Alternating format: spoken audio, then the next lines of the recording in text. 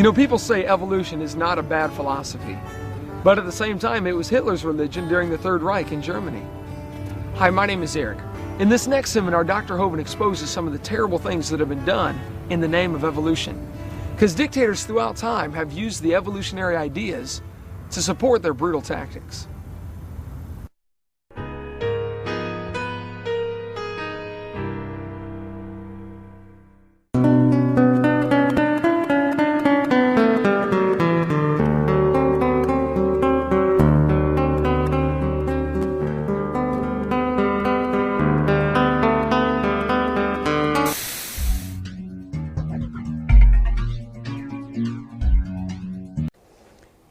The world seems to be coming unglued at the seams. There are wars and rumors of wars every place we look.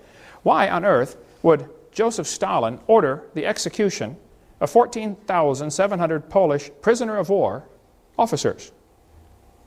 I thought there was a Geneva Convention. Why do you order the execution of prisoners of war? Why did Hitler order the execution of nearly 6 million Jews plus others? Why did Pol Pot, the leader in the Cambodian Khmer Rouge, order the execution of 1/3 to 1/2 of his entire population, his own people? He killed them. Why? Why would somebody do that? Why would the Australian Aborigines be rounded up like cows and shot so their heads could be put in museums years ago? Why would somebody do that? Why did Kip Kinkle murder his parents, 2 other classmates, and shoot 26 other ones? Why would a student do that? Kip said, if there was a God, he wouldn't let me feel the way I do. There is no God, only hate. On May 21st, 1998, 15-year-old Kip Kinkle, a student at Thurston High School, that's in Oregon, near Eugene, allegedly entered the school cafeteria and fired more than 50 rounds from a semi-automatic rifle. 26 students were injured, 2 killed. Later, the bodies of his parents were found in his home. He was then arrested and taken to a police headquarters where he attempted to murder a detective during his questioning. Kip said, if there was a God, he wouldn't let me feel the way I do. There's no God, only hate. Why have we had nearly a 1,000% increase in violent crimes since I was a boy? I remember the days when you did not have to lock your house. We'd go off on vacation for 2 weeks. I never had a key to my house growing up. Never did have a key. I don't know if it even had one. You didn't need one in those days. Why would there be such a horrendous increase in unwed birth rates? And so much of our moral structure is just simply unraveling. What on earth is happening? Dylan and Eric Harris and Dylan Klebold made a videotape prior to the Columbine shootings. On that tape, they said, talking about one of the football players, he doesn't deserve the jaw evolution gave him. Look for his jaw, it won't be on his body.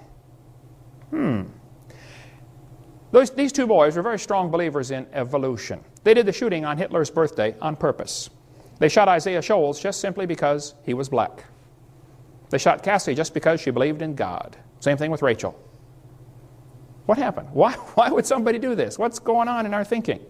Well, the newspaper article in Columbine High School said, the clothes may give a clue to the thinking of these teenagers. The autopsy said one of the boys' shirts said natural selection on the front. Interesting. Textbooks used in Escambia County, Florida, this textbook, says evolution and natural selection go together. This textbook says natural selection causes evolution. Well, just what is this natural selection? Oh, you see, Adolf Hitler thought he would speed up the process by eliminating the inferiors. Hitler honestly thought he was doing the world a favor. So did Joseph Stalin. So did Pol Pot. Why do people do these things, though? What is wrong with our thinking? Right after the Columbine shooting, almost instantaneously, 5 more students from within the Springfield School District were arrested for threatening to murder students, principals, or teachers. In the adjacent school districts, more students were arrested for violent threats, and in one case, an elementary school boy shot 5 of his classmates with a BB gun. Could it possibly be that what we're teaching them is causing this behavior?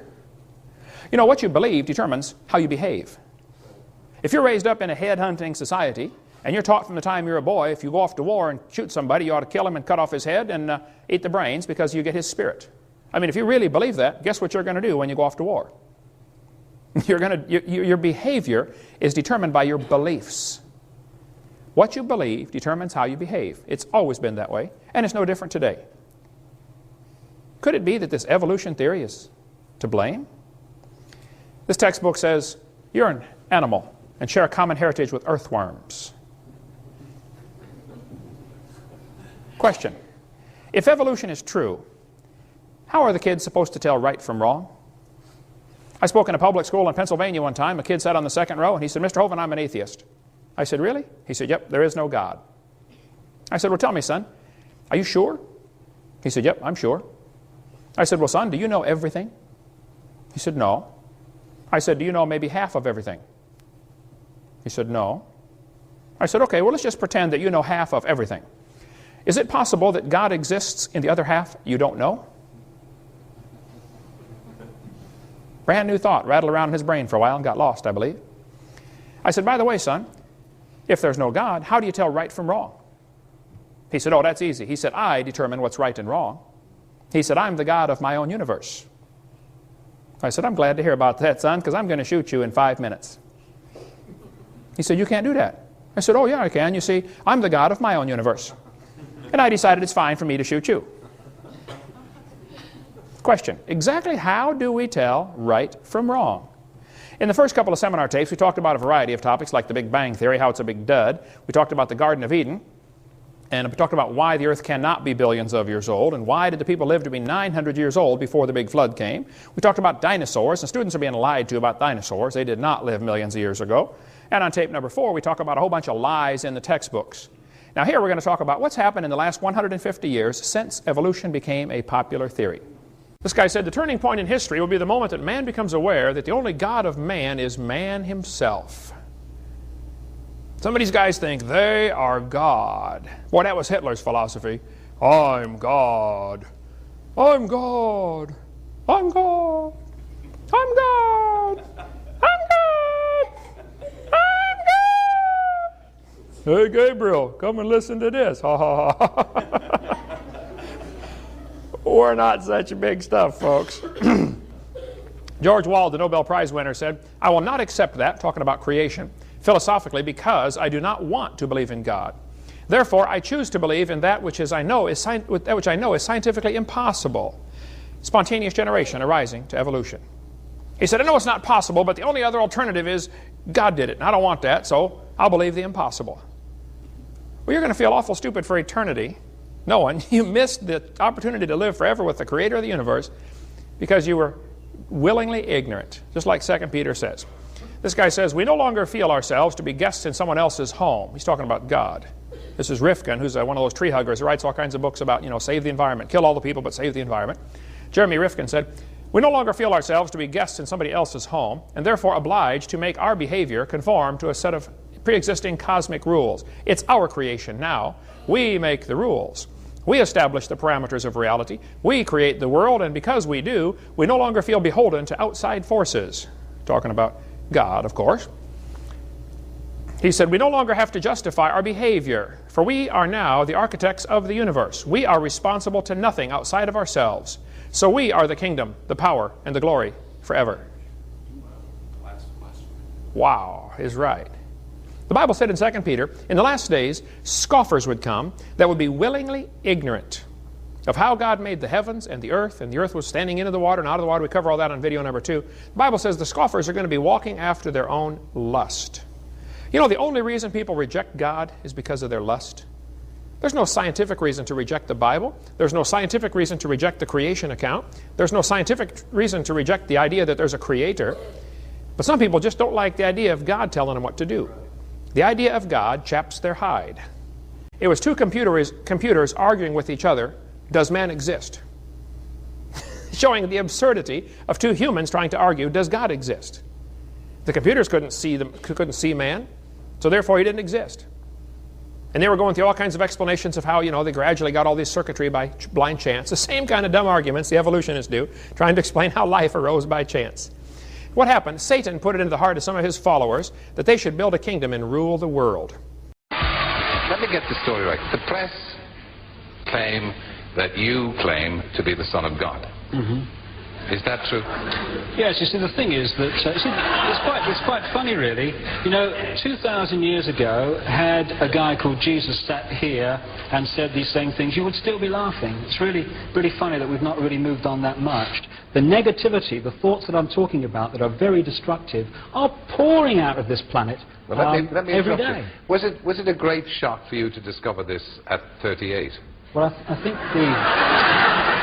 think the word is gobsmacked. But again, you know, the best way of removing negativity is to laugh and be joyous. So I'm delighted that there's so much laughter in the audience tonight. But no, but just let me say this. They're laughing at you. They're not laughing with you. Fine.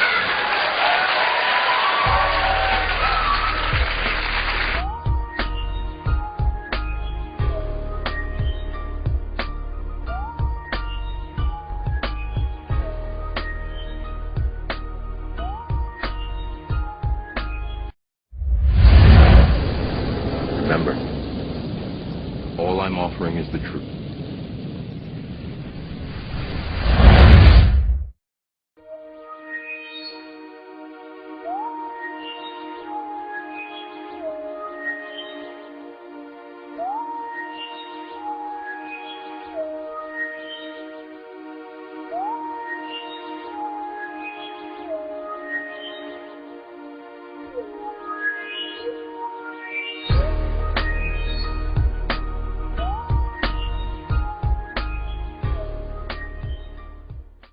David Icke is one of the biggest liars, disinformation, bullshit artists that ever lived. Stay away from that guy. Stay away from his books. Stay away from his lectures. Stay away from him, period. Is he the guy that's from England? He was a sports broadcaster or something? I don't know what he was. He's a liar. That's what he is. And I'm saying it on the air, and I'm saying it to his face, and if he don't like it, he can sue me. Lying scum. Okay. I've heard of him, but I've not really heard much of what he has to say. But Oh, according to him, Queen Elizabeth goes down in a dungeon in Windsor Castle and changes into a giant lizard. that does sound pretty far out. And it's the lizard people who disguise themselves as humans who are really running the world. And I can't believe it. I mean, millions of people are falling for this bullshit and believe it. Jeez. I mean, it's disgusting. Makes me just want to go out and strangle somebody. Well, what did P.T. Barnum say? You know. Oh God. Yeah, but I always thought he was talking about entertainment. I didn't know that this was going on in the real world. I don't think a lot of people know the difference, Bill, between entertainment and the real world. I have discovered that was the greatest letdown that I've ever had in my life, was to discover that the American people are exactly what the Illuminati think they are. That's exactly right. Stupid animals. I think you're right. Sheep. Thanks, Bill. Good night. You're welcome. Thanks for calling.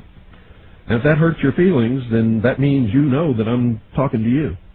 If it doesn't hurt your feelings, then it certainly doesn't apply to you.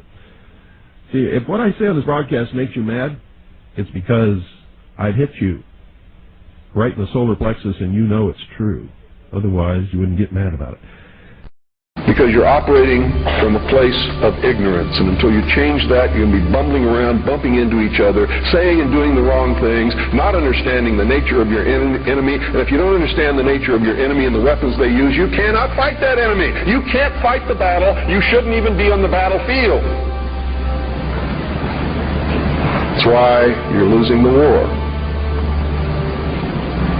And don't tell me you're not, because I'm in a place of great knowledge about who's winning and who's losing this war. And I can assure you, you're losing the war. Doesn't mean it can't be turned around. But it'll never be turned around until you learn what you need to know. Don't spread a rumor. Spread the truth. Document it. Prove it. Make it irrefutable, and you too will become dangerous to those who admire us in lies and enslave us. You don't really understand sometimes what a terrible burden it is to know some of the things that I know, and try to wake people up and impart this knowledge to them, and find out that they just have walls built in front of them. They want to be slaves. But we're making some chinks in those walls.